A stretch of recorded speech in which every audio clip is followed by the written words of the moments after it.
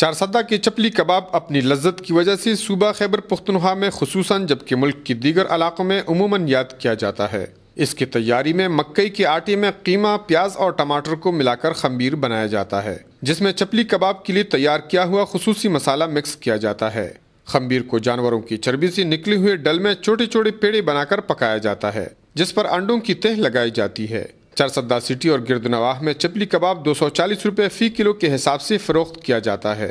عام ہوٹلوں اور مختص جگہوں میں لوگ دور دراز سے آ کر چپلی کباب طلب کرتے ہیں، جسے دہی کی چٹنی کے ساتھ لوگ بڑے شوق سے کھاتے ہیں۔ تعلیمی اداروں سے چھٹی کے بعد طالب علم اور والدین اپنے بچوں کو خوش کرنے کے لیے چپلی کباب کھلاتے ہیں، جبکہ گھروں میں آئے ہوئے مہمانوں کی خیر توازو بھی عموماً چپلی کباب سے ہی ہوتی ہے۔ قصائیوں کی جانب سے گوشت کی قیمتوں میں خود ساختہ اضافے سے چپلی کباب کی قیمت میں بھی خاطر خواہ اضافہ ہو گیا ہے، جس کی وجہ سے چپلی کباب کے طلب میں پہلے کی نسبت کافی حد تک کمی آ گئی ہے۔ ضرورت اس امر کی ہے کہ اعلیٰ حکام چپلی کباب کی بڑھتی ہوئی طلب کے خاطر قیمت کے اضافے پر قابو پانے کے لیے ٹھوس اقدامات اٹھائیں۔ کفایت اللہ، اے نیوز، چارسدہ۔